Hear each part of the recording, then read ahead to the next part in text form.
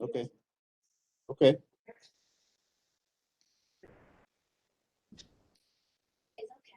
Okay.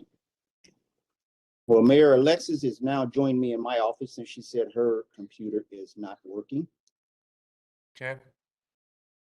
So we're going to start it off right now. We want to thank everyone, first of all, for joining us for this town hall on IMPD's downtown district.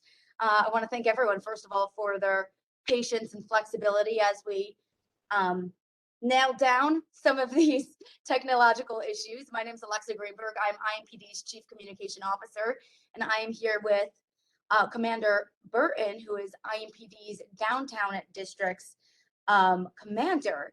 First, though, we want to start things off. I know our mayor is joining us. Mayor, I think you have a few words you want to say to some of our residents and our downtown businesses.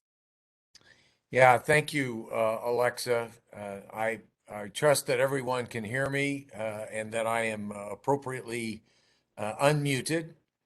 Good evening and welcome to this evening's IMPD Downtown District Virtual Town Hall. I want to thank Commander Philip Burton. I want to thank all of our downtown district officers and frankly, the entire staff of public safety personnel who are joining along with us tonight virtually. I look forward when these meetings no longer need to be virtual. But I'm glad that we are continuing to communicate and to have conversations about some of the pressing issues and the challenges that the community, not only downtown, but the city of Indianapolis face. I would be remiss if I didn't thank all the members of the downtown community who are on the call this evening.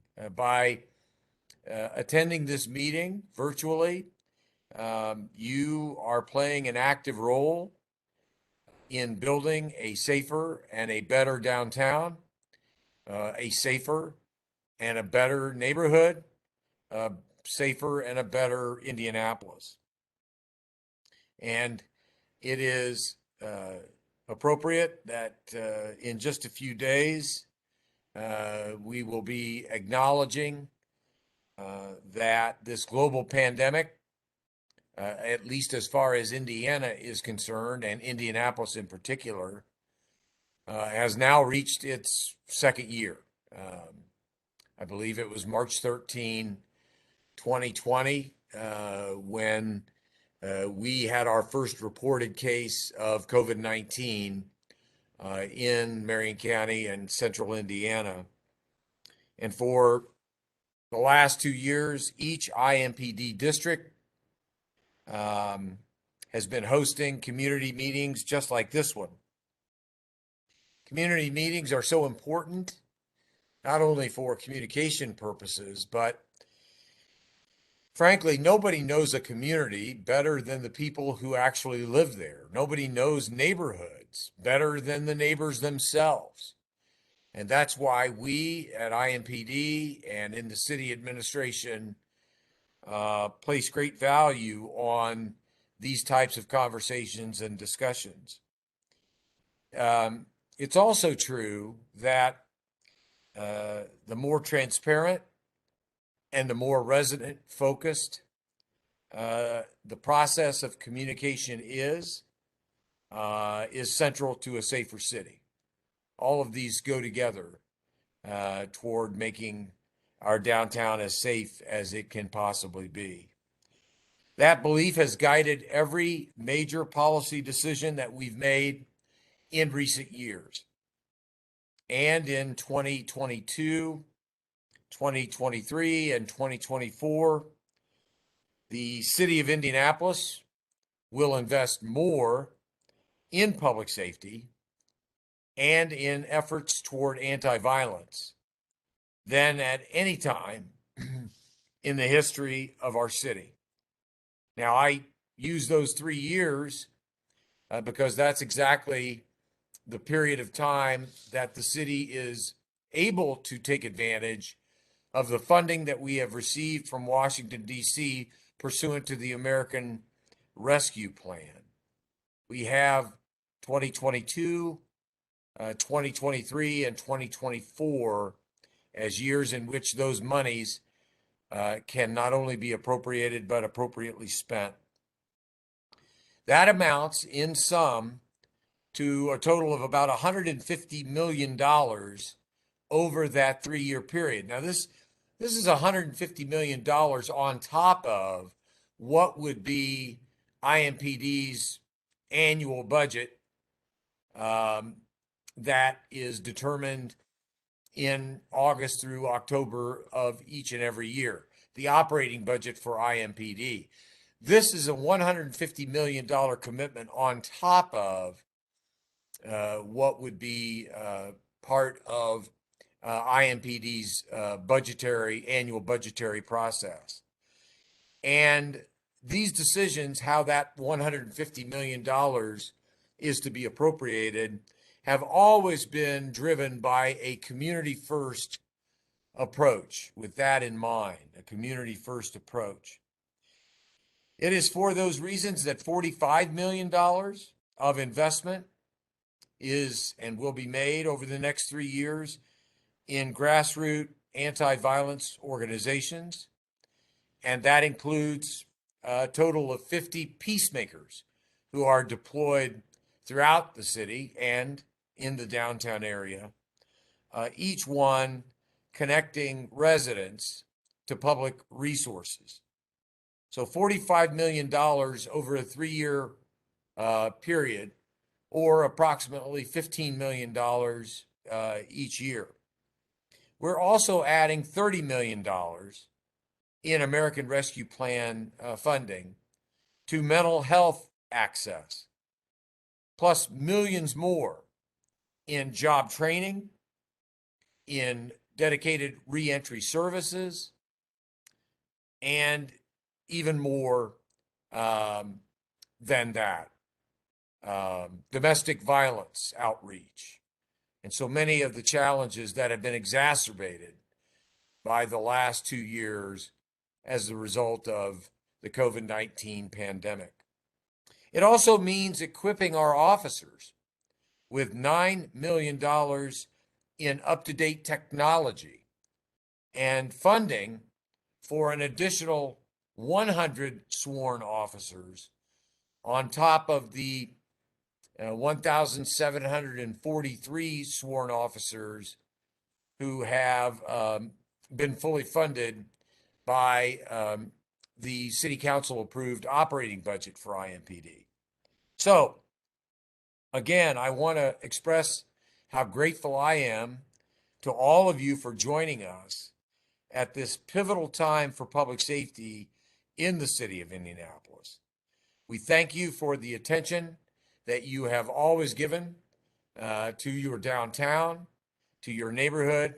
We thank you for the attention that you've always given to us as an administration and us as a police department, and for the thoughtful questions that you have asked in the past and no doubt will be asking tonight. So thank you once again for your participation. I've probably gone on a little bit longer than Alexa wanted me to, but I did want to take this opportunity to convey to you how seriously we are taking making Indianapolis as safe and as prosperous a community as we can possibly make it. So with that, I'm happy to hand it over to the police chief of the greatest metropolitan police department in all of America, IMPD Chief Randy Taylor. Chief Taylor. Thank you, Mayor. Well, good evening. It's great to finally get a chance to talk with you and share some of the incredible news about downtown. But before I do that, I do want to thank this group specifically. As most of you know, we did have an officer that was shot and injured. Officer Mangan was seriously injured last Sunday. And I've heard from a number of people, including downtown residents, that are sharing their thoughts of their prayers and their thoughts for speedy recovery. And we hope that that will continue. He is recovering. He's probably got a little bit of a road to go, but he is a man. Him and his wife and family are people of faith, and I believe a great outcome will come of that. Secondly, I would like to tell you that crime overall is down in Indianapolis and a number of venues. Most time people ask me about murders and homicides, and those numbers are down slightly from where we were this time last year, which is always a good thing. I give most of that credit to the great people of Indianapolis for their willingness to step up and tell us when they're seeing things, but also the 1,600 plus officers that are out protecting you on a regular basis, the hard work that they do day in and day out. So this is, I think, the third of our district town halls that we've had. We'll do three or four more actually. And depending on how this is received, we'll probably continue on with this. As the mayor said, it'd be nice to do these in person, and hopefully we'll be able to get back to that at some point. But the rest of these are going to be virtual as well. And you do not have to necessarily live in that particular district in order to tune into those. As you probably know, if you've lived here in Indianapolis any amount of time, each district has its own flavor. The great thing about downtown is there's so much excitement, there's so much energy downtown that we're really glad that we're here with you all this evening. You know, there's great things that have been happening downtown. We've got the men's basketball tournament, Big Ten tournament is going to be kicking off here tomorrow. We've just completed the women's. But there's always great things going on in the wonderful downtown area. Because of that, with that, I will bring Commander Phil Burton, not only a friend of mine, but a great leadership for your downtown area, to talk about downtown, and we will stay around for questions as you have them. Thank you. Well, thank you, Mayor, and certainly thank you, Chief Taylor. I also want to thank Assistant Chief Bailey, and I'm sure my immediate supervisor, Chief Barker, may be on here, as well as some other deputy chiefs. I am going to go through my presentation fairly quickly so that I don't hold you too long, but we'll be here as long as you want. The whole idea is to answer the questions that you may have.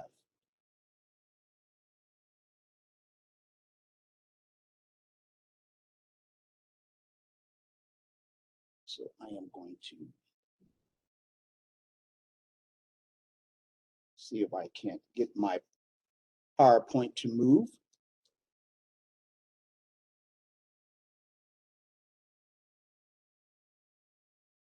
There we go.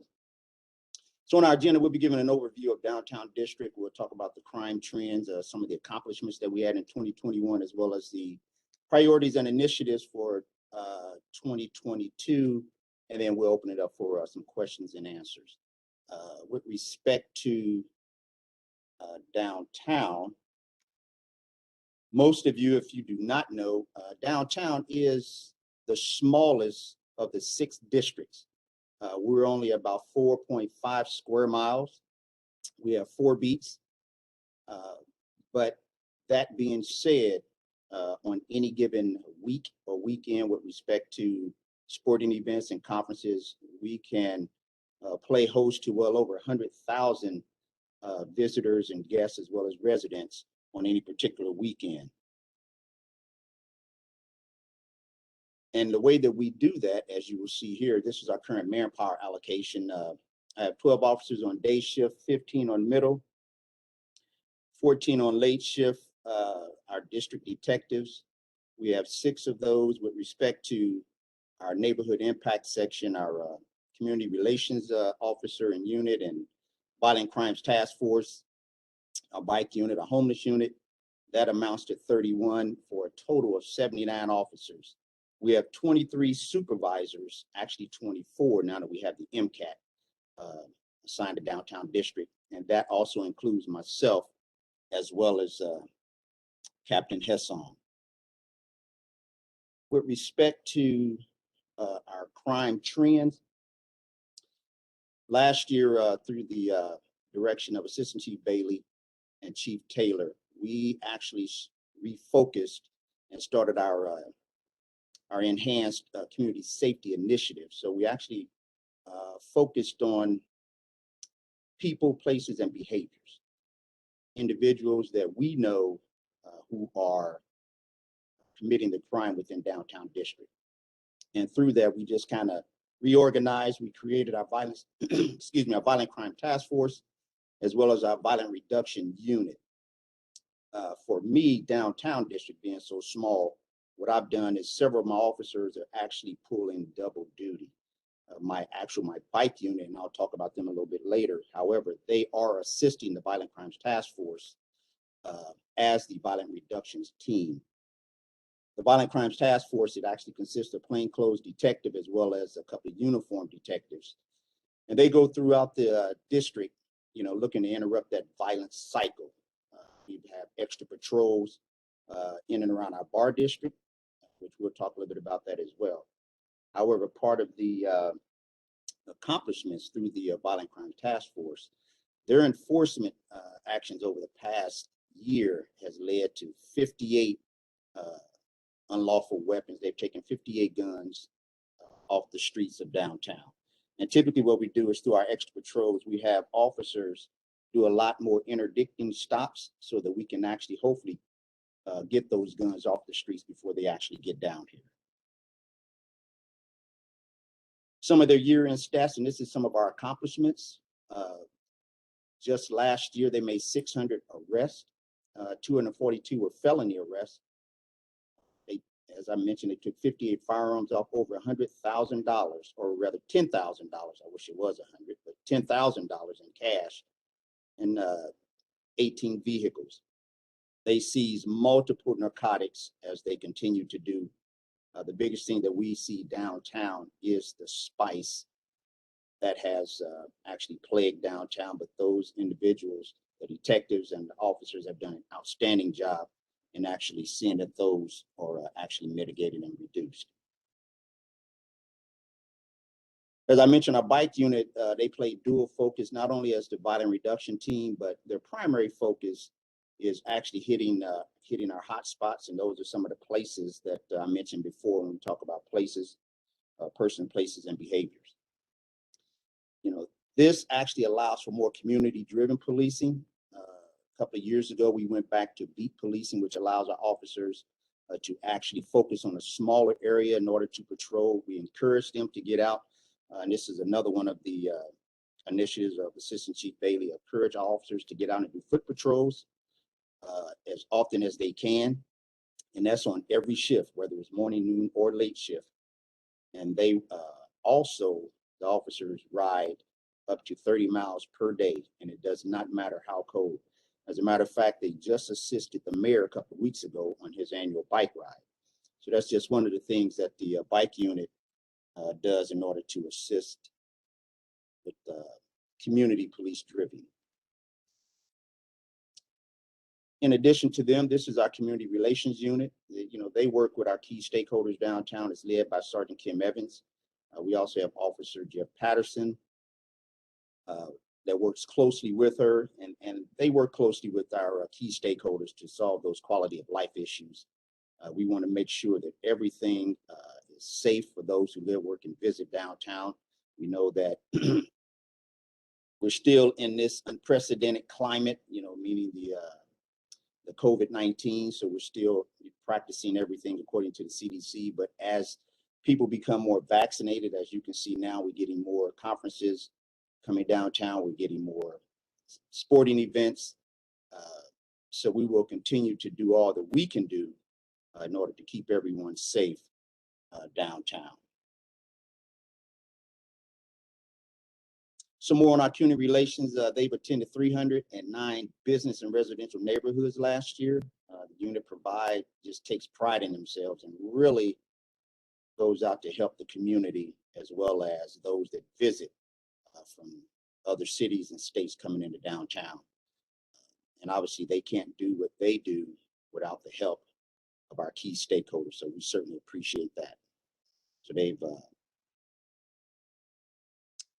in addition to the community relations, they do, with the help of Officer Jeff Patterson, I've tasked him to actually go out, and this is free training that he provides, a lot of de-escalation and verbal self-awareness classes to different businesses around the downtown community. They attend site surveys, and they assist with the B-Link. We've had several businesses as well as residents actually take part in the B-Link.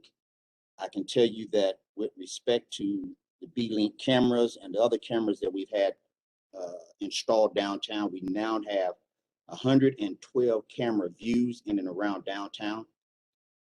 That has assisted us with our crime fighting efforts. So we try to use all this technology in addition to putting the officers into different hotspot areas within downtown.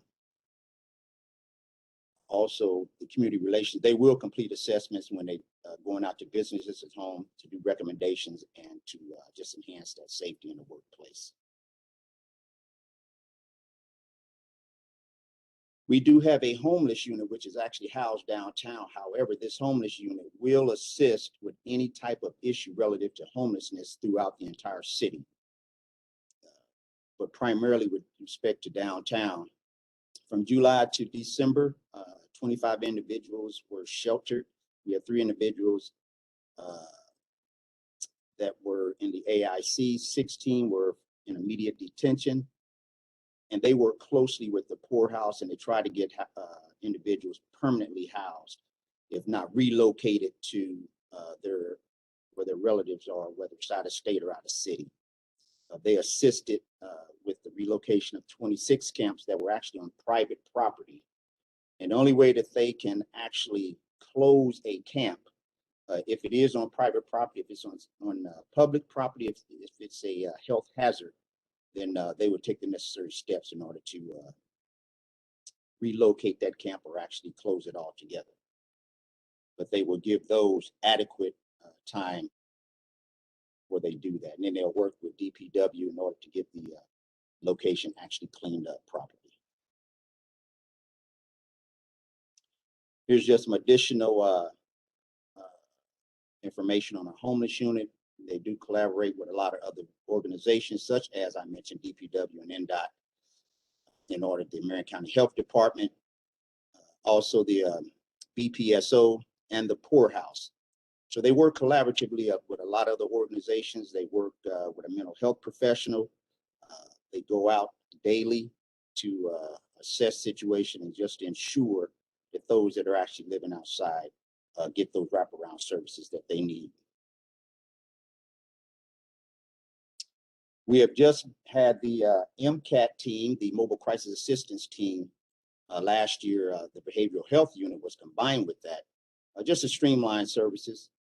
They have now been assigned to downtown district, but they will still go throughout the entire city of Indianapolis. They do work with a fully licensed mental health professional. They operate Monday through Friday, primarily responding to 911 calls. However, if in fact our officers are on a run and they need that assistance, they can get on the radio and call for one of the MCAT units, and they'll respond and actually assist them with whatever incident that they're faced with. These are just some of the stats. The only ones that I really wanted to highlight is the ones at the home visit that they have completed, which was close to 1,200 last year. The immediate detention follow-ups is almost 3,500. And the referrals within IMPD was 756. So they've got, they do a lot of work, a lot of good work, and they're very valuable to IMPD. So we will continue to utilize the Behavioral Health Unit and the MCAT unit so that we can continue to assist those individuals that are in need, that are homeless. The 3 original MCAT teams had a primary role responding to 911 calls. Here it just shows that of the total runs captured, it was not about making arrest. 97.3% of the time, no arrest was made. So they were doing taking the extra steps to ensure that those individuals that needed the help, got the necessary assistance that they needed. They worked closely with IEMS, IFD, and they may even self-dispatch themselves, or they may respond, like I said, with another officer should actually request their assistance. So this is a very helpful tool to not only the homeless unit, but to all of IMPD as well. Our downtown investigations unit, although it is small, we still do a lot of investigating.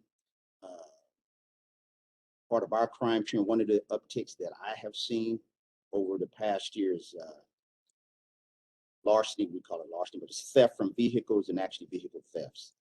We have worked closely with our downtown hotels. Typically, we have individuals, unfortunately, that leave things in plain view. So we've educated hotel management to try to put out information to just share with their guests to not leave anything in plain view. We do have officers that are making extra patrols in the garages, in the surface lots, often throughout their shift. Obviously, I don't have the manpower to put someone in a garage 24 hours a day, but we will put them in the garage, make sure that they do those extra patrols around key times during the day, particularly in the morning when it is dark, and then throughout the day, but later on in the evenings when employees are leaving from work or either they're coming to work. That unit is led by Lieutenant McLemore, as you can see here. And again, I will mention that our detectives are doing dual roles. Detective Corey Schaefer is not only our gun detective, but he also, and a general detective, but he also assists our violent crimes task force as well. So they have been working very well, trying to solve a lot of the property crimes. Fortunately, downtown, knock on some wood, I don't want to jinx us, but we have not seen the violent crime downtown that we've experienced in other parts of the city. However, we still take property crime just as serious, and we will investigate those to the fullest as well. This is just some contact information. I'll leave this up here for a minute. However, if anybody needs this after this presentation, I will definitely ensure that you get all of this information. But the most important one is Sergeant Kimberly Evans, community relations. She runs downtown, believe it or not. And that is it. We will open it up for questions, and we will do our best to answer your questions. If I don't have it, I'll see if my chief or assistant chief are able to assist. If not, we will certainly get that information to you. With that, just like Commander said, we're going to be taking questions, comments. If you'd like to ask those in the chat, a majority of this town hall is meant to just engage with the community and interact and answer any questions, concerns. We know a lot of business owners are on here. So anything you have, Commander, let's start. Some of the things you touched on was security and IMPD's presence, specifically around downtown when it comes to some of these major events that we have going on, not only this month, but we know once it warms up, we're going to be having a lot of people come to downtown. Talk to us about what they can expect from IMPD.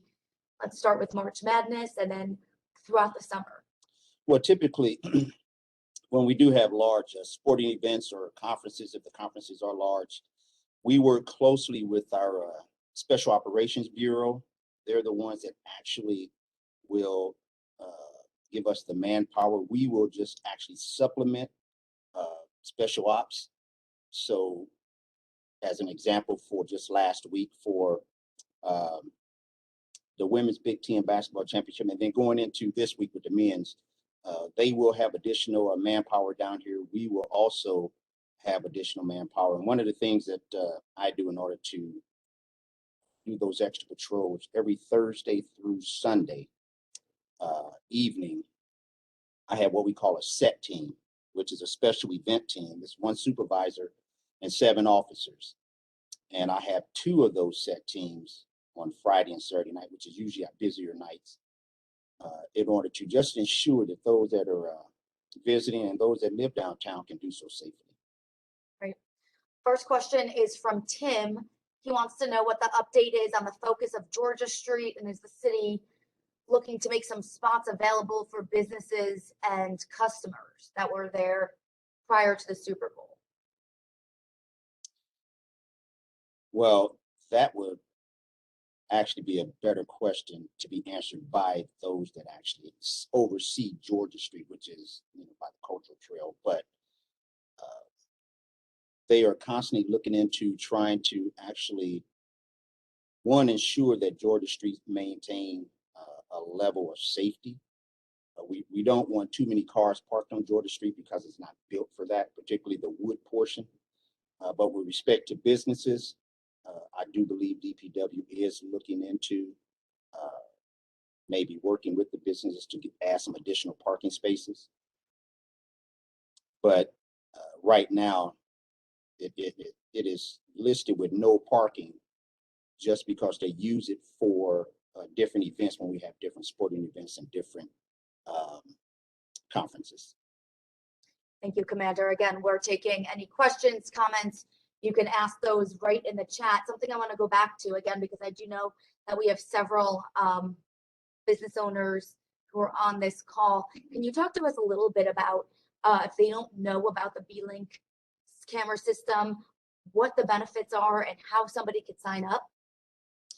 Right. Well, the benefit to B-Link actually would allow you to have a camera on your business or your resident, and then it will be through our incident analysis center. It will be viewed in real time. So, and it helps us to do our job better in trying to track down those that are that have either committed a crime or that are bent on committing a crime.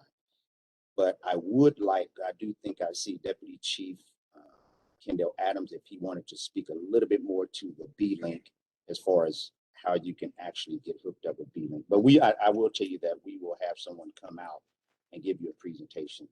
Is that correct, Chief Adams? He is shaking in the affirmative. That's correct, Commander. You hit it on the nail. So you can go to blinknd.gov to get registered businesses and get a little bit of information on the program. As Commander Burton kind of alluded to, it is a private-public partnership between the police department and the Public Safety Foundation, and the businesses that decide to enroll in the program. They are your cameras. They're not the police department's cameras. You're just deciding to share views with us. So, and obviously there's a monthly cost to that. Not to get too technical, but in short, you're paying for storage in the cloud versus a DVR that you would have at your business. Oftentimes businesses will tell us that, hey, I just installed a system, but they would still like to partner with IMPD and the Indy Public Safety Foundation, so they will add additional cameras to their environment to really help the police department. The Canal is one location where an association joined the program, and we have views that allow us to see north and south on the canal. So that just gives you an example, one of the downtown communities that decided to join the program. And we're looking to always expand our footprint. They call that, some people call it virtual policing or smart policing. Allows us to add additional views without an additional officer. And so as we start to move forward in 2022, 2023, that helps us in our efforts to be effective in crime fighting. Thank you, sir. Next question comes from a property owner. He owns property on Market Street, close to the Wheeler Mission. He's saying that sometimes the homeless go onto his property. He's called us, and IMPD responds quickly to remove them, but within a few hours they return. He's asking, what would you suggest for more permanent solution? Well, first I would say continue to call us, because we will continue to respond and remove those individuals from your property. And we would rather you do that than try to face them. We don't want you to put yourself in harm's way. But here again, as Chief Adams just mentioned, I would suggest either additional lighting. I don't want to mention all this to incur a cost upon you, the business owner. However, depending on if you have lighting out there where your property is, you can add additional lighting, you can add cameras. That gives us some additional eyes. But depending on the time that you do see them, if we know that I will have officers conduct some extra patrols, they already do in and around Wheeler's Mission, because we have had issues with the homeless around that particular area. So the bike unit and my BRT unit, they hit that area pretty frequently, particularly the garage is right there at Market in New Jersey, and they'll continue to do that. Next question, someone's asking a little bit about what IMPD considers the hot spots in downtown. What would you say to that? That's where we start talking about people, places, and behaviors. A lot of times it's those particular areas that are dimly lit, where people will try to commit different criminal offenses. We have had one hotspot, which is around Wheeler's Mission. That's why we have a lot of patrols around there. We have particularly, I would say, a hotspot, which, believe it or not, is South Meridian Street, but we have a lot of officers every weekend. And the only reason why I call that a hotspot is just because it is very well populated on the weekend with so many people. But some of the parking lots on that particular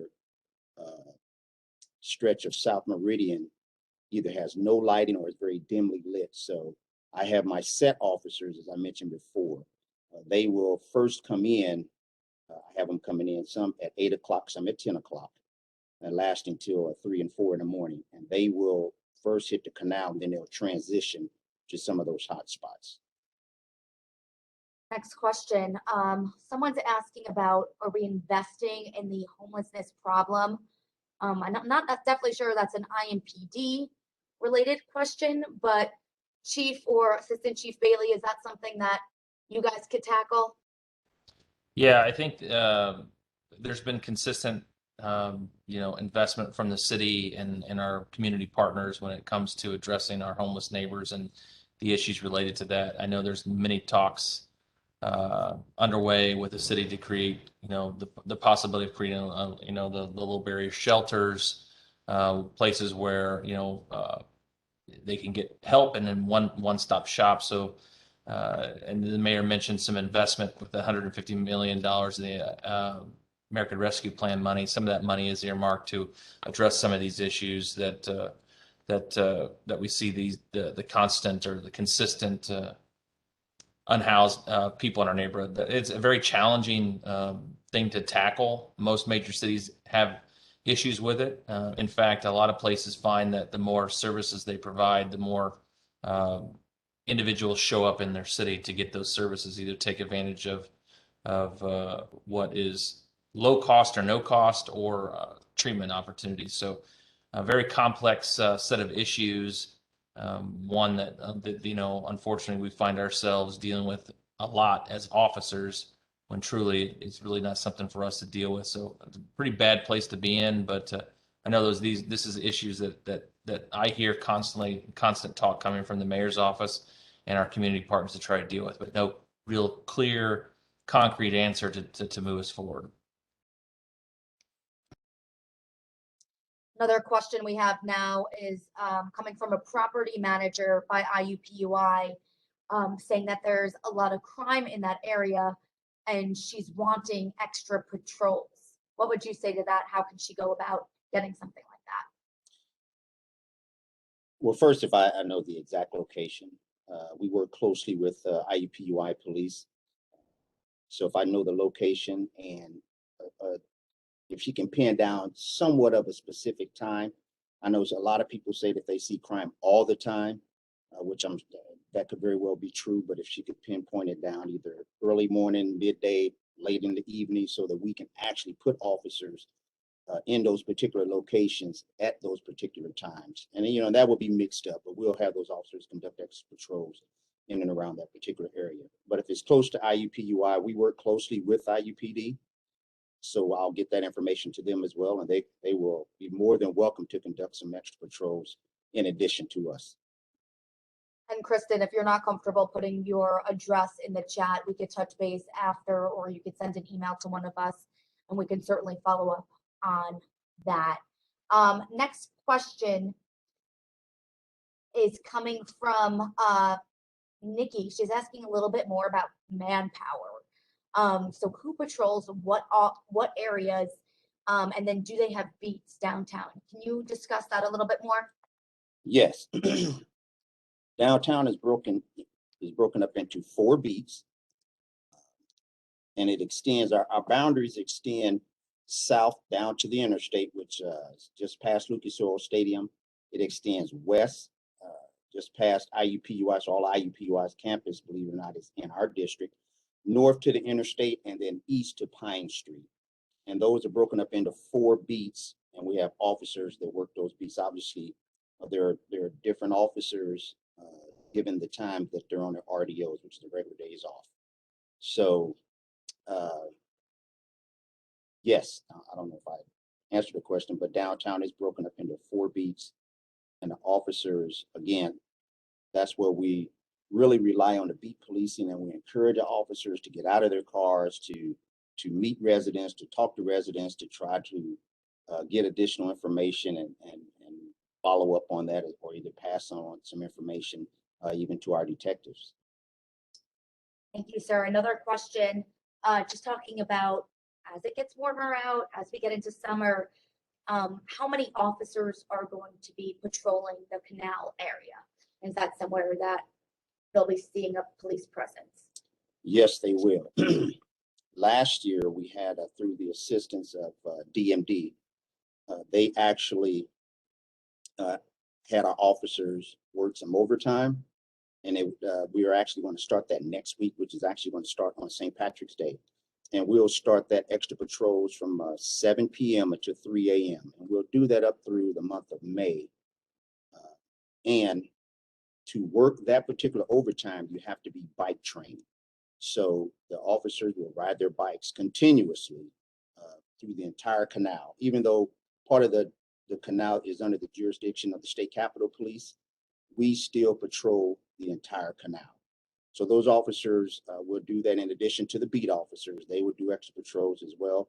When I do have the set officers come in, the set officers start out on the canal. So you'll see a heavier presence there, particularly around the Coast Playscape, which has been a nemesis for us. Even though it's been rezoned as a park and it closes at dusk, our officers will still really be hitting that particular location. So after the month of May, they will go back and reevaluate to see if they need to have officers stay past 3 a.m. Last year, we stayed to 5 a.m., which allowed our day shift officers, when they got out of roll call, they went straight to the canal to do some extra patrols as well. All right, I think we've answered everyone's questions so far. Something I would want to know, you know, I live downtown. I've lived here for a number of years. Tell me a little bit more and discuss MCAT and what kind of calls they respond to. I always find this really interesting. Well, MCAT is part of they joined the behavioral health unit. So they work in concert with the homeless unit. So they'll respond to individuals that we feel may have some type of mental issue going on. So they'll call them to have them assess that situation. And then they'll call in the mental health professional if needed. But they'll still try to do what they can do in order to get them the wraparound services or that they need. If they need to get them to a hospital, you know, after they made their initial assessment, then they can call in IEMS and the medics and go from there.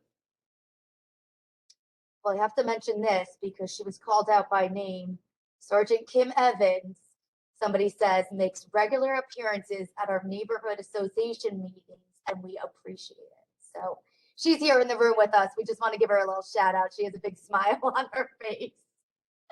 Sir, what else can you tell different residents of downtown and business owners when it comes to what IMPD is doing to keep them safe?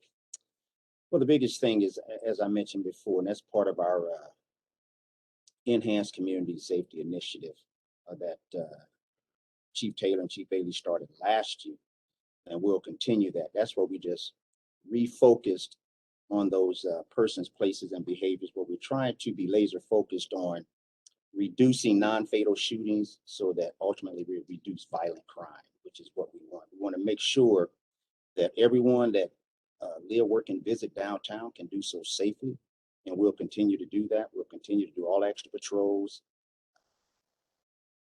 So just we need you to be our eyes and ears where we're not. You know, we've got a great partnership with our key stakeholders and our residents down here. They do a wonderful job in getting information to Sergeant Evans, and we would just encourage you to continue to do that. We'll continue to follow up on any of your questions, any of your concerns, and we'll put officers in those places if you feel that some crime is occurring where we're not. That's where we need you and to get that information to us.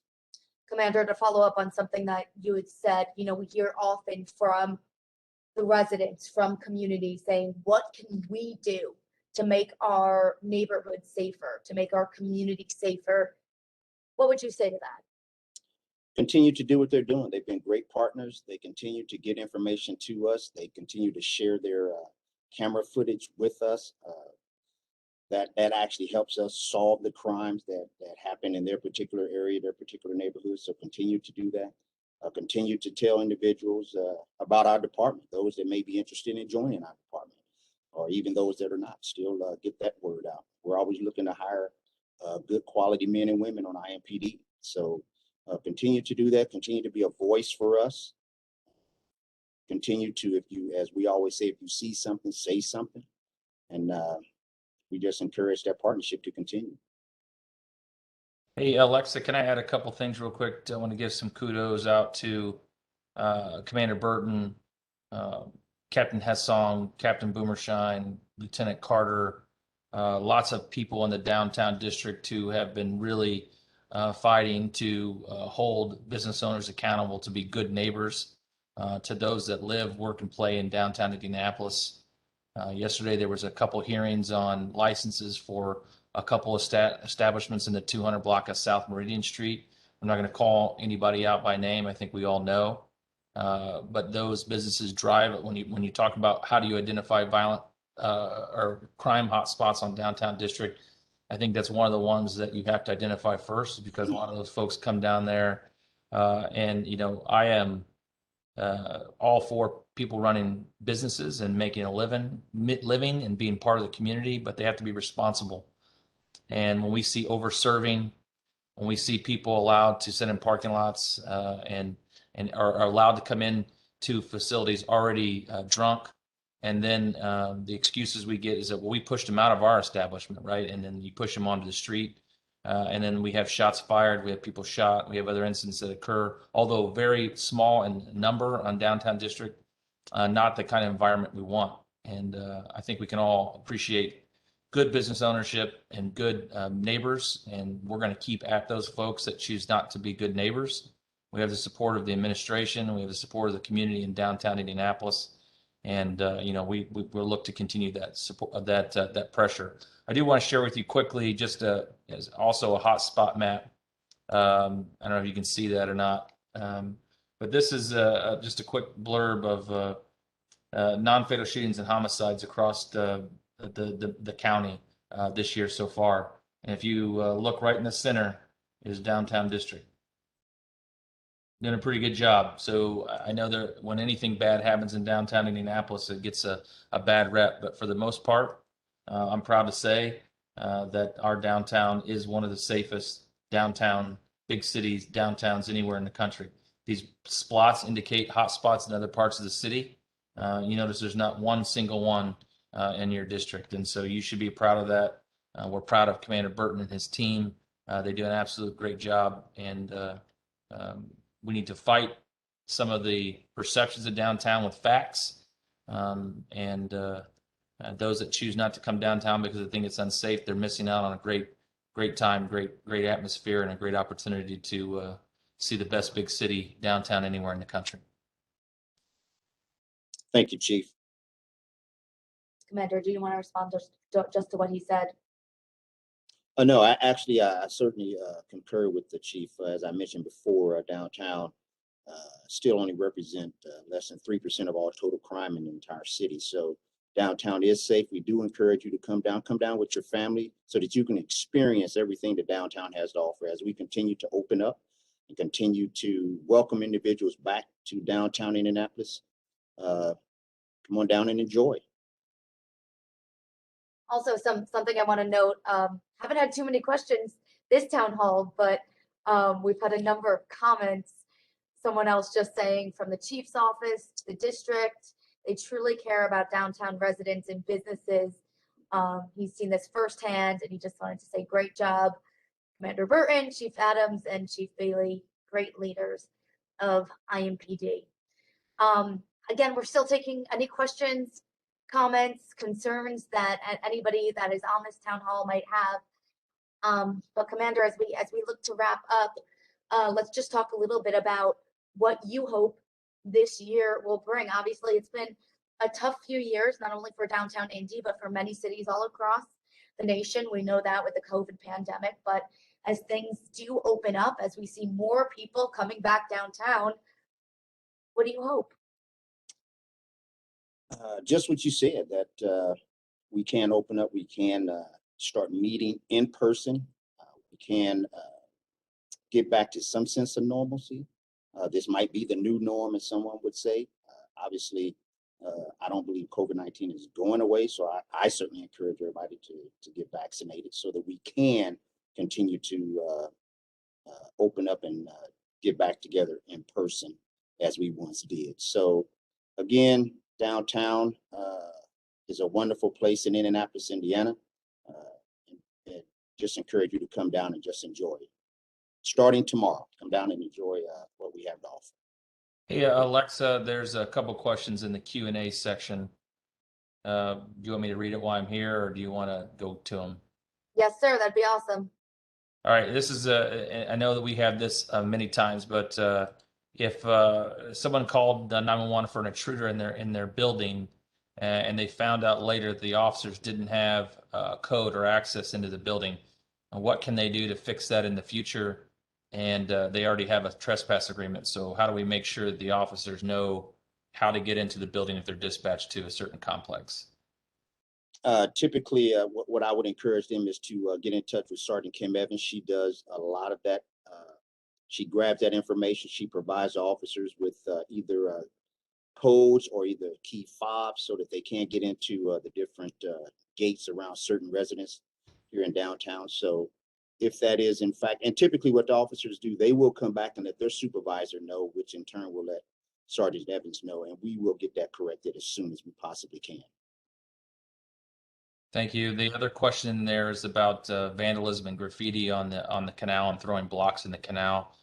How can the community best help to find those responsible? That is where those cameras come in place. We look at those cameras. They actually, just last year, we had a success story where they did tag a couple of buildings, and the individuals were identified from the B-Link cameras of businesses, and we made the arrest and arrested those individuals that were responsible. So just continue to, if you see that information, call the police, particularly if it's occurring right then. Definitely call 911. That'll get officers there quickly. So hopefully we can apprehend those individuals that are responsible for those particular crimes. Hey, Chief Bailey, someone also is asking about those maps that you just shared. Are those available for the public? I don't see why not. Those can't be shared. Those Chief or Commander Burton gets those every week from Carrie Stinson. So if you want to include that in something, that he's more than welcome to do that. Thank you, Chief. I'll make sure that Sergeant Evans, she has that, and she can get that out to those that are requesting. Well, Chief, I think that about wraps us up. Chief Taylor, any closing comments or thoughts that you have? Thank you again for your participation. It's important that we hear your concerns, and I think Commander Burton's done an excellent job of letting you know what the IMPD is looking to do for you, but there's always room for improvement. So please keep the channels open and let us know. Let us know the good things we're doing. Let us know the things you're concerned about or any suggestions you have to make, especially the downtown area, the best that it can be. But thank you so much for, again, just your support of our officers and for being great residents of downtown. Thank you. Thank you all for joining us. Just another reminder, this will be posted on our Facebook page and Downtown's Facebook page specifically for those who are unable to join us. Thanks again. We'll see you soon. Stay safe. Thanks, everyone.